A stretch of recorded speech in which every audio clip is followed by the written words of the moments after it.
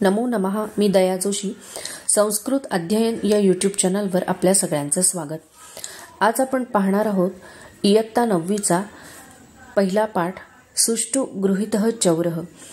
मी आधी तो धडा पूर्ण वाचणार, त्यानंतर त्याचं भाषांतर मी सांगणार आणि त्यानंतर आपण भाषाभ्यास घेऊ आणि काही शब्दांचे अर्थ तसेच काही ज्या आवश्यक घटक आहेत जे व्याकरणाचे त्याचाही आपण अध्ययन करणार आहोत.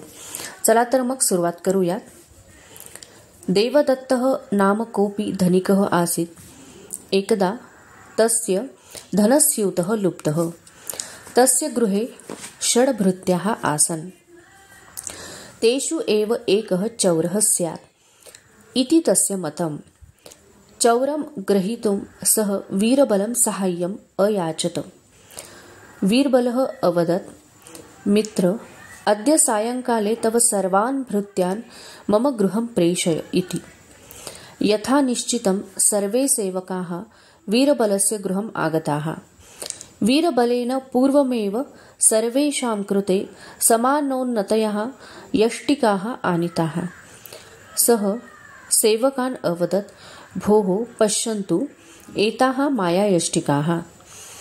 तासु एकां यष्टिकां स्वीकृत्य सर्वैः देवदत्तस्य गृहं गन्तव्यम्. श्वः प्रभाते पुनरागन्तव्यम्. येन केनापि धनस्यूतः चोरितः स्यात् तस्य यष्टिका अङ्गुलीमात्रं दीर्घा भविष्यति. रात्रौ सर्वे भृत्यः सुखेन निद्राम् अकुर्वन्.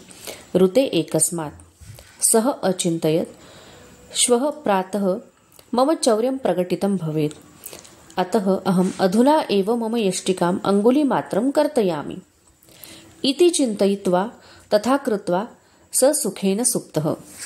अन्ये द्युः लघुयष्टिकां दृष्ट्वैव वीरबलेन चौरः सम्यक् ज्ञातः गृहीतः च. अपराधी भृत्यः वीरबलस्य पादयोः पतित्वा स्वस्य अपराधम् अङ्गीकृतवान्. धनस्यूतं च प्रत्यर्पितवान्. चला तर मग आपण आता याचा अर्थ बघूया. देवदत्त नावाचा कोणी एक धनिक होता. एकदा त्याचं धनाची पिशवी लुप्त झाली, हरवली. त्याच्या घरी षड्भृत्याः आसन् म्हणजे 6 नोकर होते. तेषु एक एव, तेषु म्हणजे त्यांच्यामधल्याच कोणीतरी एक चोर असेल असं त्याचं मत होतं. त्या चोराला ग्रहितो म्हणजे पकडण्यासाठी त्याने बिरबलाची मदत घेतली. बिरबलाकडे मदतीची याचना केली. अयाचत म्हणजे याचना केली. बिरबल म्हणाला, मित्र, आज संध्याकाळी तुझे सगळे सेवक माझ्या घरी पाठव. ज्याप्रमाणे यथानिश्चितम म्हणजे ज्याप्रमाणे ठरलेलं होतं त्याप्रमाणे त्याच वेळी सगळे सेवक बिरबलाच्या घरी आले. बिरबलाने पूर्वीच सगळ्यांसाठी सारख्या आकाराच्या काठ्या आणून ठेवलेल्या होत्या. तो सेवकांना म्हणाला, भोः पश्यन्तु, तुम्ही सगळेजण हे बघा. एताः मायायष्टिकाः म्हणजे ह्या ज्या काठ्या आहेत ह्या कशा आहेत? मायारूपी आहेत. त्यांच्यामध्ये एक काठी तासु एकां यष्टिकां स्वीकृत्य सर्वैः देवदत्तस्य गृहं गन्तव्यम् म्हणजे त्या सगळ्या काठ्यांमधली एक एक काठी प्रत्येकाने घेऊन सगळ्यांनी पुन्हा देवदत्ताच्या घरी जायचं आहे.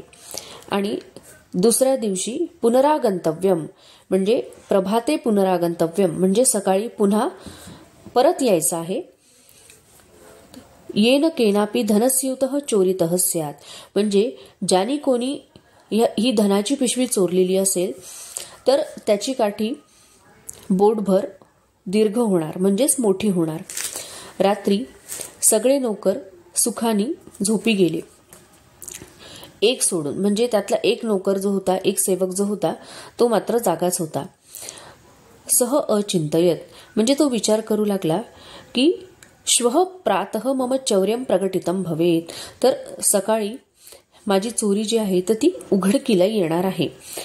तर आता मी काय करतो की मम यष्टिकाम अंगुली मात्राम कर्तयामी.